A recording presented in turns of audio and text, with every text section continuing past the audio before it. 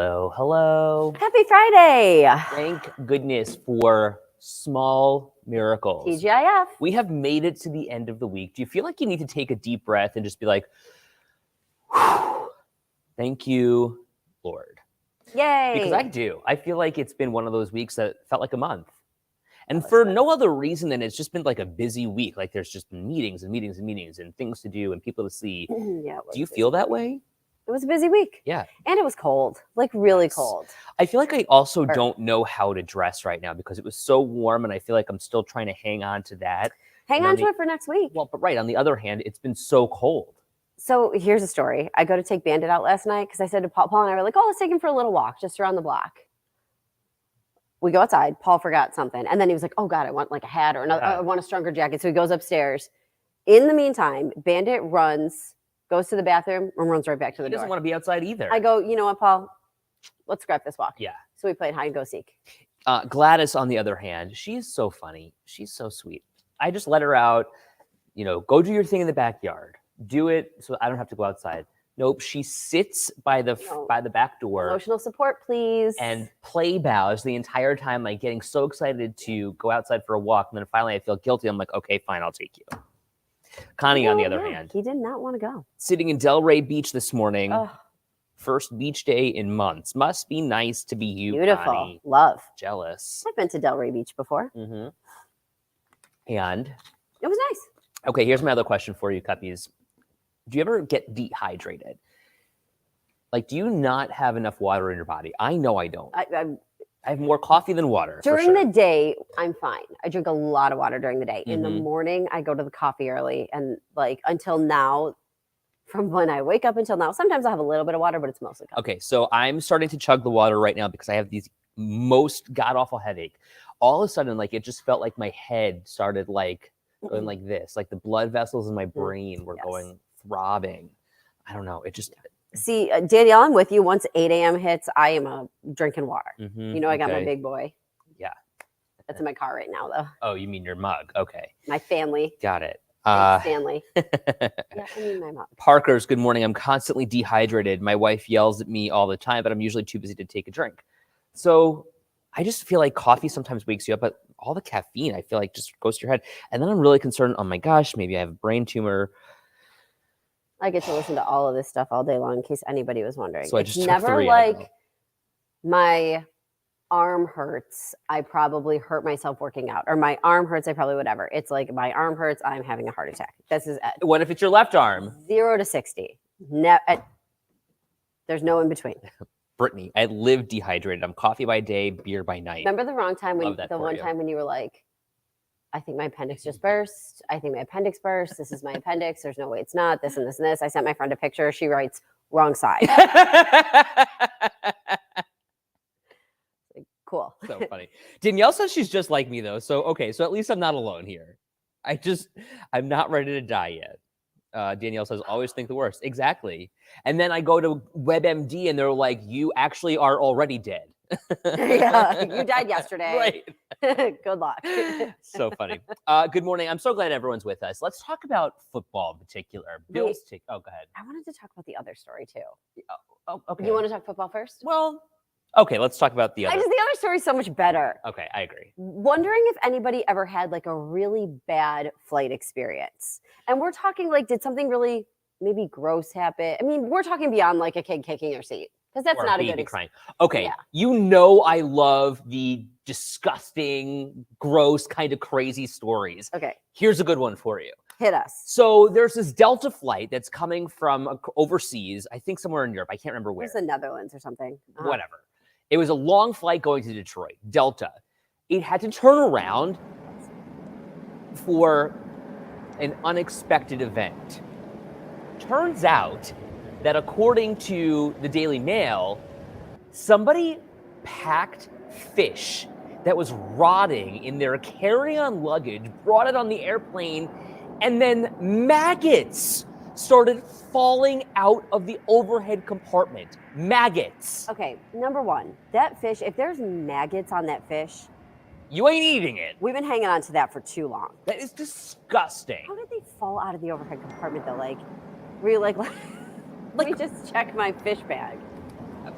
things shift mid-flight. So gross. Yeah, gross. That is disgusting. Have you ever been on a flight where something kind of nasty like that happens? Okay, Lightning All-Star Cheerleading says plane tried to land 3 times at the same airport due to wind, and then people started throwing up. Oh God. That's not good. Lauren know says, that I there's just can't believe that story. There's always someone who, like, maybe the plane doesn't make them throw up, but do you know the person who sees someone throw up and then they have to throw up? It's like contact embarrassment. And they're like, oh God. And like, I could just see that being a nightmare. Parker Spitz, some people like the protein on their fish. Jeanette says, you can't even write that for a horror movie. And then, Sean, this is a good point. Makes you wonder if someone put in their bag as a prank. Has anybody ever had an experience like with maggots? Have you ever had an experience? Like in the garbage can, probably. So They're gross. When I was 16, was a lifeguard with my friend at a pool. And we had a pizza party for kids. I don't even know how and we ended up throwing stuff in the garbage can. And we always took the garbage out because it was like a neighborhood pool. So we go to take it out the one time, and I'm like looking at it, and I'm like, that is so weird. And I'm like, Bridge. What was it? I go, is this garbage moving? Is this like, am I losing my mind? And she's coming. Now here's the two of us, like 16-year-old girls, head in the and we're like, oh my God. It was like maggots. Megan wondering they couldn't smell it. I know, that's so gross. How do you, first of all, who brings fish on an airplane? Yeah. Second of all, if you have had this fish in your bag that long from maggots, you better believe that you could smell it. So to Megan's point, I agree. Connie, goes to show you bugs are in fish before you even eat it. Maybe. It depends on how old it was, because maggots are like what baby flies, right? Okay, so they laid their eggs on it. Megan has a great story. Okay, this is what she says. I didn't have maggots, but super drunk guy next to me being super inappropriate. Flight attendant moved me because she could see I was so uncomfortable. Then he yelled the entire flight about it. It was so embarrassing. Okay, what was he being inappropriate about, though, That's Megan? That's a horrible story. Like, I would hate that. Gary says, plane tried to land 3 times because of the wind, everyone throwing up. Another similar story. Melanie says, I'm glad I wasn't eating my breakfast while talking about maggots. Do you remember that one time, though, where you had something, what was it, chia seeds in your cabinet? Oh, my God, the chia seeds. Yeah.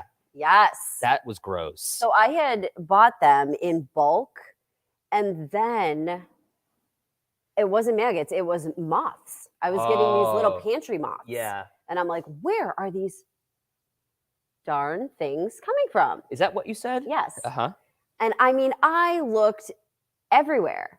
And let's be real. I bought chia seeds, used them probably like once, and then was like, yuck. So I like left them in the thing.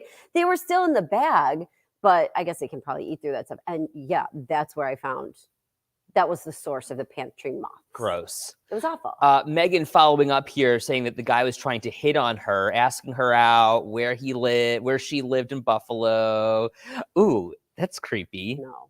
My mom at sleepaway camp, a mouse died and fell on the hanging clothes in the back room. Dead mouse equals maggots. Had to burn the clothes. Okay, we had mice here for a while during the pandemic, and I'm sure a lot of people did too. Like a lot of those offices that were kind of empty and vacant during the pandemic. Yes. All of a sudden, there was a mouse in the control room. And so, like they're the ones who make TV come to life, people who sit in that control room. And there was a mouse trap and snap. There was a mouse in the trap. Yeah. Our producer, Tom, at the time, he had to mercy kill this mouse. He took it out in the back and just like, I don't even know what he did Well, I said, I'm like, Tom, you cannot let that, it didn't die. That makes me sad. Yeah. Like, listen, mice do not belong in buildings. They can't be here while we're working. You know. But like, I'm not gonna let that thing sit there and suffer. I was like, you got to get this thing out of here. And so Tom, to his credit, mercy killed the mouse. And he came back in like, R.I.P. Mickey. Like, I did it. Thank you. Marguerite says a couple of weeks ago, Ed and Aaron were talking about diapers. Now maggots. No kidding. You two were talking about diapers? Well, there was this story about cloth diapers coming back. And I'm like, that's disgusting because like somebody even mentioned then you have to literally take the cloth diaper and empty it in the toilet. Right, which put me over the edge. And we were going back. I'm sorry. Did you think you were just tossing it in your washer? Well, I don't know. I mean, what if it's like a pee diaper? What do you do? Like rinse it and toss it? That's horrifying. We were talking about how expensive diapers were. But nonetheless, both of us were talking about it. And now, Aaron had boys, so, he's been there, done that. Oh, yeah. I mean, I guarantee a diaper doesn't faze him. I've never changed a diaper. You've but never changed a diaper ever? Ew, Jillian says once there was a silverfish in my office cabinet. Blah. Okay, do you get those in Sometimes. Buffalo? Yeah. Boy, do those things like to come out of your Oh, yeah. grade. I've gotten over my fear of those because you kind of have to. Ours are more like those centipedes that do you know, like those, and they have the really long legs. I don't think they're actual silverfish, but I'm just like, not today. Smash. I can't. No. Sarah, good morning. Glad you're with us. Agreed with Ed. I would throw out a whole outfit before cleaning a diaper. I have 2 kids. Thanks, but no thanks. I appreciate that. But yuck, that's so gross. Jeanette, dirty diapers and pools. I'm not even sure I'm still okay with kids in swim diapers. Yeah, that's a great point. Yeah. Okay, speaking of swimming. The fact of the matter is, What? I mean, I was a lifeguard for a long time. We put chemicals in there for a reason. Kids I pee in will pools. never things forget do. this. I mean, I just think that that's the case. That's why the chemicals are there. Yeah, gross. I mean, like, I remember as well. It doesn't just in matter. case. I'm not going to get into yeah, it. don't worry about it. But you know, Martha, good morning. Martha had a pile of stored vintage magazines in my attic. Was going through them, and a bat woke up. Yikes! oh my God. I Creepy. had a friend living in Buffalo when Ryan was in Buffalo, and he went to bed one night, and he had like one of those old Buffalo houses, and like swore he's like, you know, you're getting like emotion even though it's dark and this and this and this. Long story short, a bat he had like an old chandelier thing in his bedroom. Bat. Yikes. Oh. Lauren weighing in here. Sometimes you just have to throw out the outfit. There's no salvaging it. It happens. Okay, we were talking about swimming. Somebody mentioned pools. So let's talk about this. Do you teach your kid how to swim at a young age? And, you know, you were mentioning this in particular. You know those swimmy things? What are they called? You know what? With the thing here and then the thing on the arm. They have a name. But apparently... You're not supposed to use... Right. I mean, like, listen, what would you call it? Lauren, help me out here. You know the thing that Vincenzo and the girls have that they swim in? They've got it's like a swim vest, sort of, but it's got like a thing here across the like belly, and then they've got the thing on the arms. It's got a like quote unquote name. I can't remember what they call it. It's a puddle jumper. Thank you, Lauren. Yeah. So, I mean, listen, do what you want with your kids and whatever. But like, I did teach swim lessons for a very long time. And it was of our belief when we were teaching these swim lessons that the best way to get kids to learn how to swim is to go with the bubble, which is the thing that goes on their back. And the best one, I think, has 4 or 5 different options. And you take one off as they get better and better and better. And the reason we would use that is because they never get a false sense of security with that. Because if you're not kicking, you're going forward. So do you know what I'm saying? Like in that thing, you can just like sit and then only because like, should they fall in, then there's not a false sense of security. They have to learn how to kick a little bit better. Okay. Well, bottom line here is that, ew, yuck, gross. Rats, no less. What's happening though, is like, we're half talking about swim lessons, but New York State is offering now a video to parents, and hospitals have to offer it now. When you have a newborn baby, apparently, they're going to offer you this video. They already do one about shaken babies. And now they're adding basically drowning knowledge to it. And it's not just swimming, though. It's like bathtub safety, too. And the women that we talked to and that Eileen talked to in the story were saying it's not like your first child, for the most part, that's your issue. It's like if you're giving baby number 2 or 3 a bath, somebody calls you from the next room as if it's an emergency. You're not really, you're running, you're this. That is their concern. Like, you know, you forget to bring the baby with you, or you just like run out for 5 seconds and come back. So it was more like bathtub safety too. So it's teaching kids and teaching parents about the dangers of drowning. So I wonder, like, what do you think about this requirement that hospitals show this kind of a video to new parents? Lori says, my parents sent me to swim lessons at a young age. Yeah. Mellie's saying the bubbles are dangerous if not put on correctly. I never had any issue with them, but again, if you're using it, you're with the child. Right.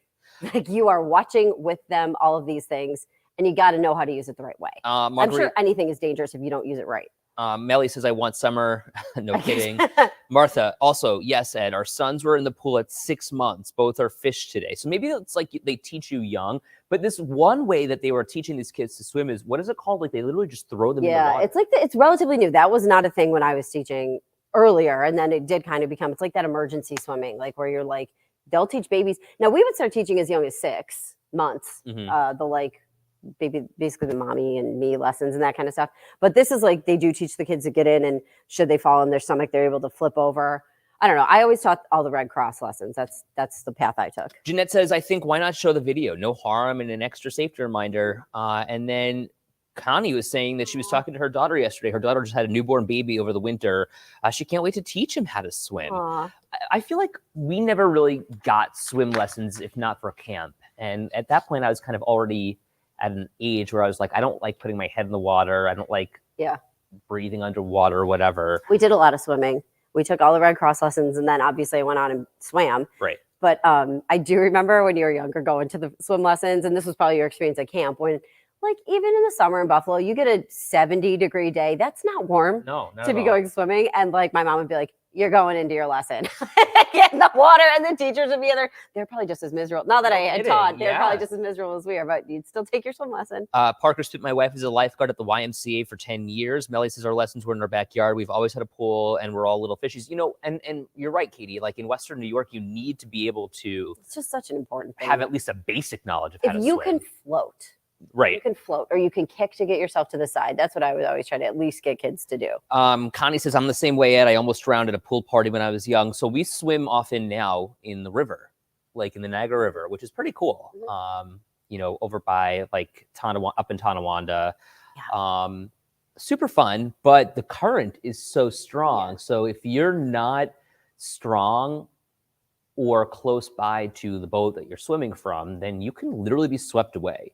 Yeah, and like,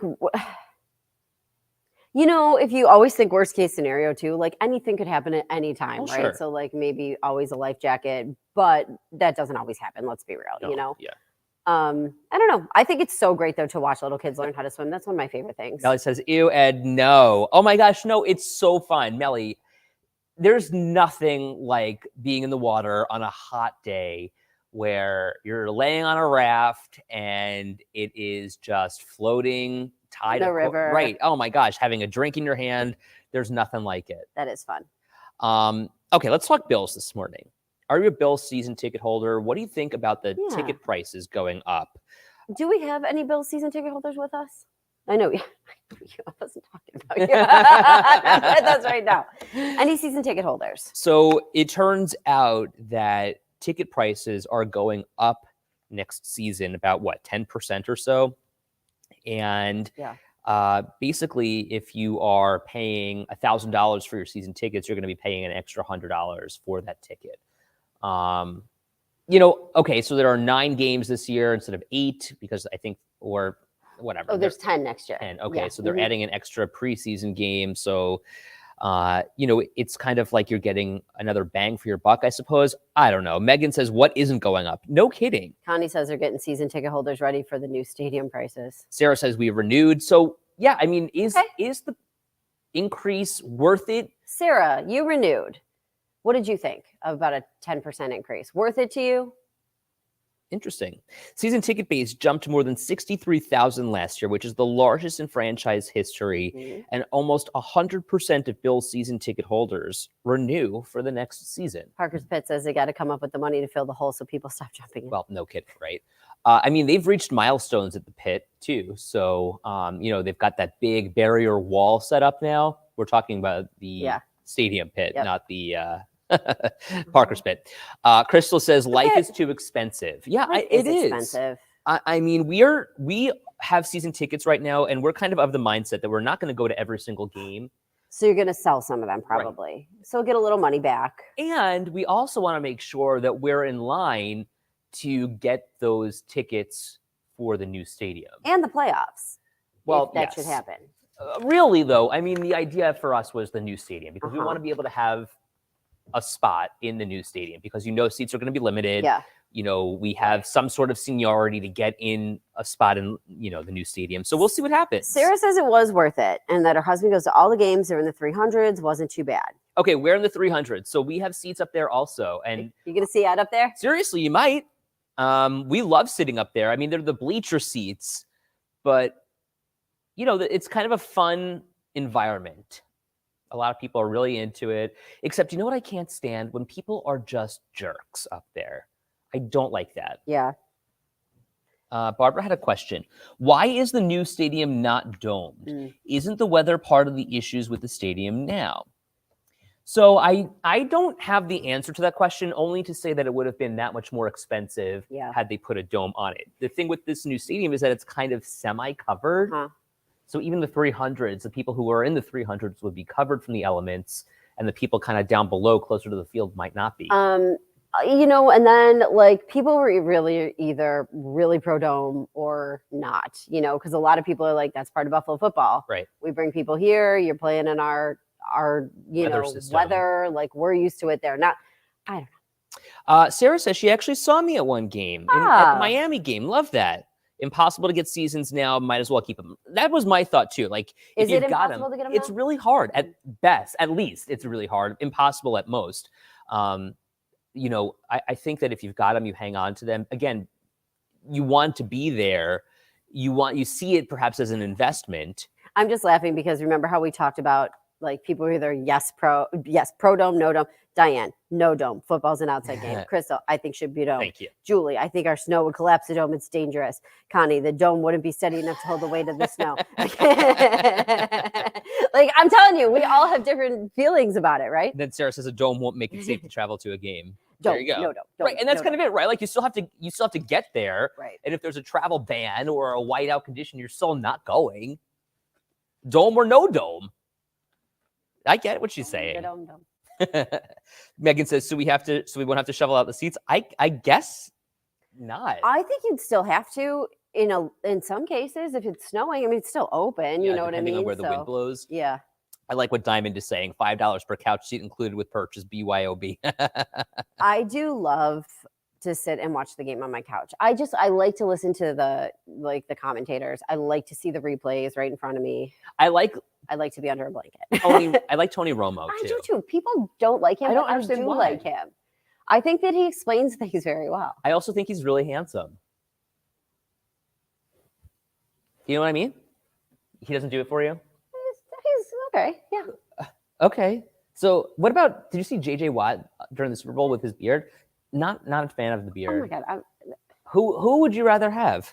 I mean, I like both of them. I like their analysis. Okay. It doesn't make it a bad thing that he's nice to look at. Tony. He's not nice to look at. Yeah, I agree. I mean, I think he's handsome. Yeah.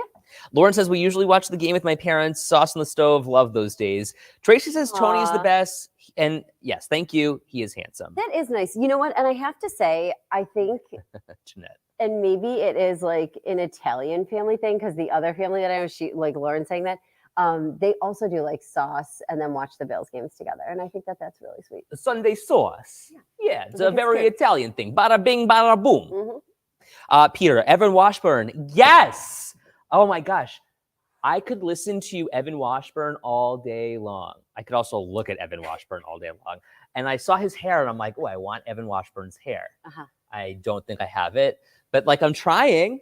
Evan Washburn's got this thing going on. I'm trying. Paul do was love Evan Washburn. Paul is still getting used to your new hair. He did tell me he could really get behind when you said it takes way less time to do. It does. He's like, I can get behind that. All I did, you blow it out, you blow dry the hell out of it, and then that's it. And then I know what you mean, Ed. Oh, yes. Okay. Best part, Elizabeth says, is watching the game with my son or nephew. Their excitement is sometimes better than the game. And then Danielle says, he's so handsome. I know. Julie says, Julie, the Italian thing. I know. Hey, where's the calamar? I have never made a homemade sauce, Sunday sauce like that. I don't know that I'm Gravy good at in it. some places. You know, they put like ribs in it and stuff too sometimes, and it's so good. Isn't he not attractive?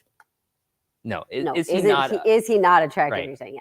He is. Isn't he not Isn't he? attractive? The double negative just threw me off. He is very handsome. I do like his hair. Uh-huh. He's got great hair. Peter says, A for effort, Ed. I swear the hair makes you look younger each day. Thank you so much. Mm-hmm. Yeah, gotta love it. And the skincare. Mhm. The hair and the care. You hit a certain age and you just got to start taking care of your skin. Tell me about it. I had like 100 products. I said to Paul, I was like, hold on, I got to go start my skincare It routine. takes forever. Hey, thanks for being with us. Have a great weekend, everyone. We'll see you right back here on Monday. Have a great weekend and day.